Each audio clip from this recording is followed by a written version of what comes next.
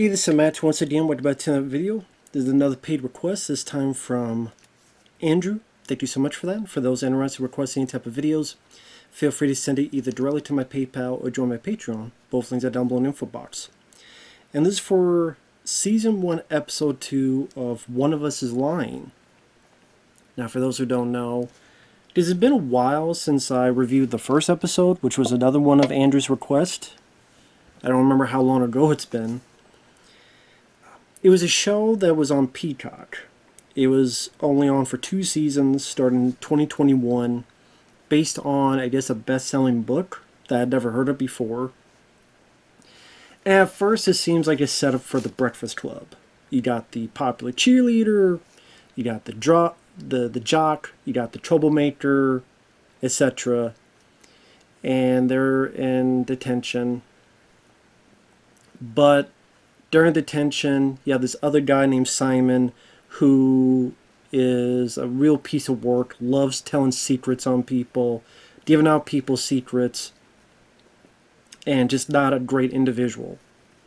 There's this app called About That leaks out all these secrets, and each one of our 4 main characters has a secret.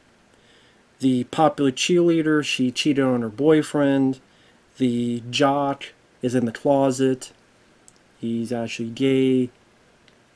The drug dealer, drug dealing deals. And you have the overachiever that she did some stuff that led to some cheating. And if it's found out, it may jeopardize her future status, colleges, things of that nature. In the first episode, like I said, they're in detention. The 4 are mad at Simon. He drinks something. He chokes. He falls to the ground. He dies. Apparently he had some peanut allergy, but there was something in the cup. So the first episode is developing the characters, getting the setup, and pretty much on this app detailing that, hey, this guy was killed, and the secrets will be revealed.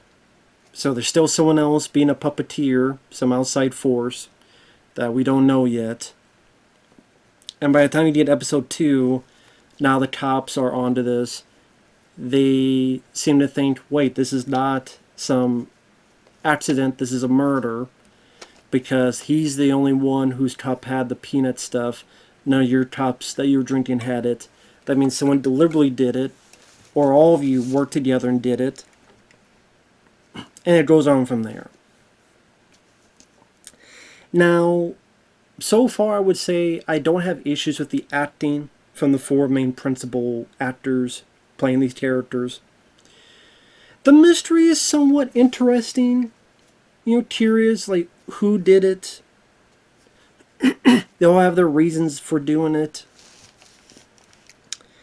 I wouldn't say it's the most exciting.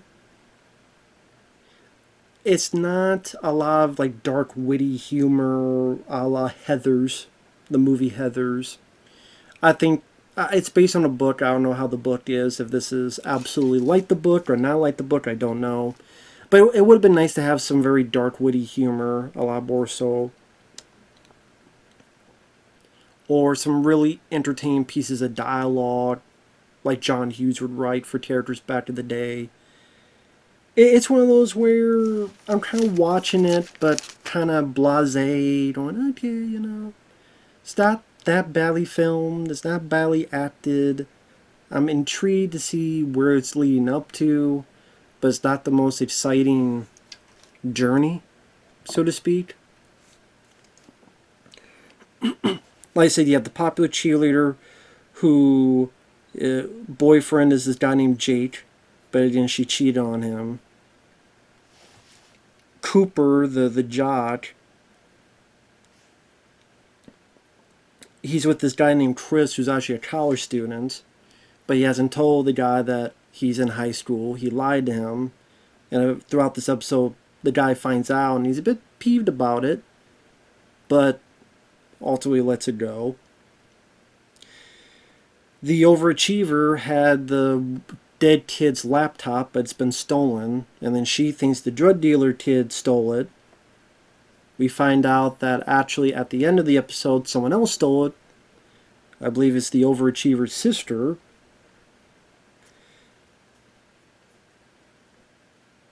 You have this cop looking through lockers, and they find peanut oil in the popular cheerleader's locker. But she's like, well, wait a minute, what if someone planted it there? And that's actually part of this other stuff. Anybody could have this.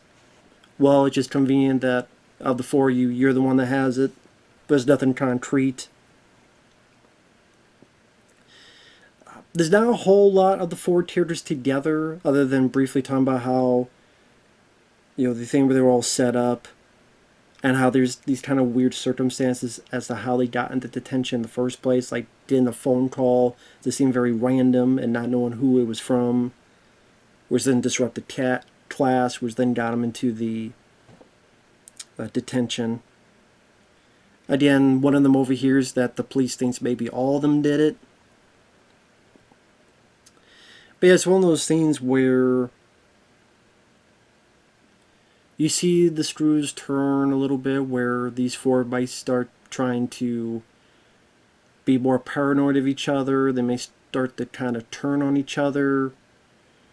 Like, oh, there's this clue on the app that someone cheated. I bet it was him. Or I bet it was her. Or I bet it was this. And they kind of start accusing of each other of stuff.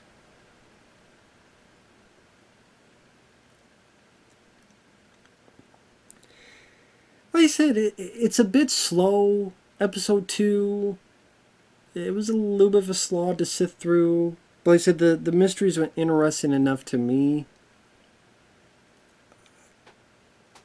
I thought the girl that played the cheerleader, she gave a little bit of humanity by the end of the episode, especially when she admits to the other three that she cheated on this guy Jake. But she gives her reasons, but it doesn't feel whiny. It doesn't feel annoying or irritating or like, oh my god, what a bitchy, unlikable character. It didn't feel that way. You kind of feel the heart on her sleeve, on her shoulder, that she's showcasing to the group, where she was drunk, she was sad, she was mad. He was gone for the summer. I kept texting him. He wouldn't text me the whole summer. He would ignore me the whole summer. Which, I mean, that is something. If you have a girlfriend and the whole summer you ignore her and ignore every one of her texts, it's a bit suspect. It's a bit suspect, I gotta say. And she's very sad. She's very tearful. I thought she did a pretty decent job on that part. But it's a bit slow. It's like in an actual movie, this would probably, I don't know, you could cut this down to, if say a season of a show is like a movie, this would be, I don't know, 10 minutes of a movie, but pushed into almost 50 minutes. So it kind of twiddling its thumbs, bit slow, not the most exciting. And it was kind of boring. I admit, it was kind of boring. But again, the reason I'm not being so mad or angry about it is I do remember liking the first episode, being intrigued, and I mean, these characters, they're not that badly acted. The drug dealer, you see that he's got a bit of heart on him. There's a brief bit where his dad, who's a complete drunk, he's like, hey, how's school? Everything's okay. Like, he doesn't want to trouble his dad. You do tell that this guy is more of the adult than this drunk dad is. And so far, the drunk dad is not being the typical abusive, yelling, cussing, all this stuff. He's just kind of more sad and pathetic than anything. So you feel a bit for the drug dealer character. The overachiever girl, you don't know much about her other than, I guess she has this other guy who's like a boyfriend. And they kiss. Well, potential boyfriend, I should say. Because they kiss near the end. I guess, if anything, this is more of the cheerleaders episode. And then by the end, it's told to everybody that she cheated on her boyfriend. Dun dun dun. So that secret is out by whoever's leaking this stuff. And I'm sure there's going to be a bit of fallout in the next episode because of that. So yeah, maybe if you're into, I don't know if I want to say teen soap opera with a bit of mystery. If you change a couple things, it would seem like it'd be a show on Lifetime Channel and not Peacock. Like I said, it's. I don't mind the look of the film. The music is okay. It's one of those watchable, but nothing memorable. And I think that's why I'm sure a lot of people are like, what the hell is this show? But it's not horrible or terrible. I would say if you watch trailers, if you watch stuff, but so far it's nothing that, oh my god, you gotta go seek this out type of thing. At least based on what I've seen so far.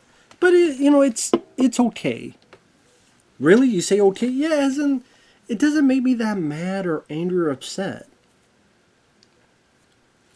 If the characters were absolutely diabolically just cringe-inducingly annoying, or if the acting was so subpar or bad, then maybe I'd be more angry. That's not the case here. I think the actors are doing the best they can. They are trying to at least develop these characters where you see a little bit of their secrets, or a little bit of what's going on in each of their lives,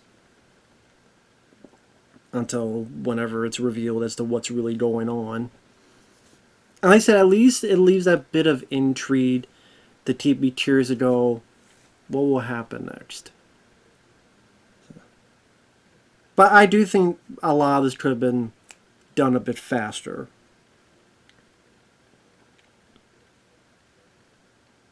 Whether in terms of editing or... There's this one bit with she's with her boyfriend and they're at like the wake of this Simon guy, and I don't think any of that really need to be in the episode.